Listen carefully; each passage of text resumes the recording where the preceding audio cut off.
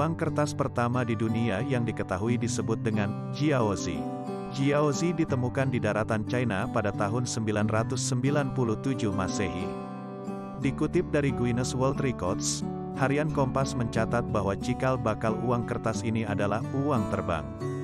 Uang terbang digunakan oleh pedagang kaya dan pejabat pemerintah pada masa dinasti Tang China, 618 sampai 907 Masehi.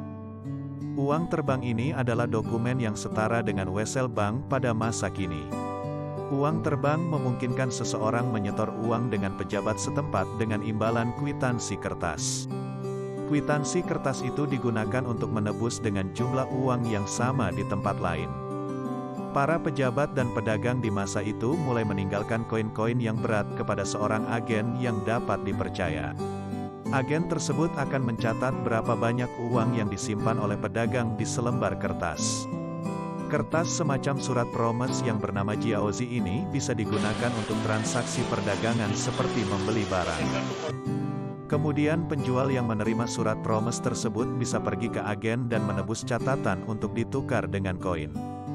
Keberadaan uang terbang pada waktu itu sangat berarti sebab mampu menyederhanakan transaksi. Namun, surat promes yang diproduksi secara pribadi ini masih belum menjadi mata uang yang sebenarnya.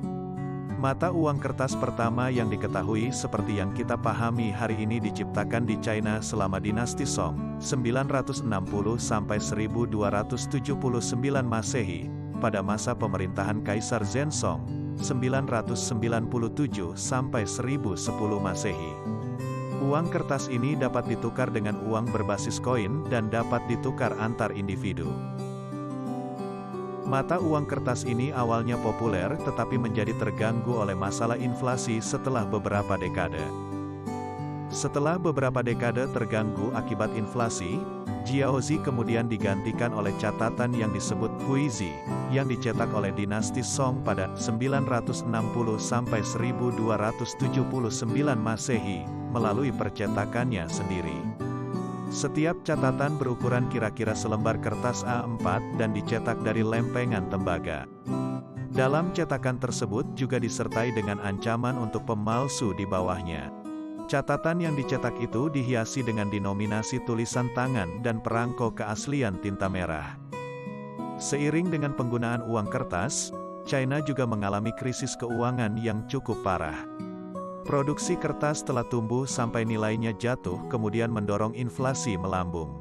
Akibatnya, China menghilangkan uang kertas secara menyeluruh pada 1455 setelah lebih dari 500 tahun menggunakan uang tersebut. Bahkan tidak menggunakannya lagi selama beberapa ratus tahun sesudahnya. Sementara itu, praktek penggunaan uang kertas baru mulai populer di Eropa pada abad ke-17.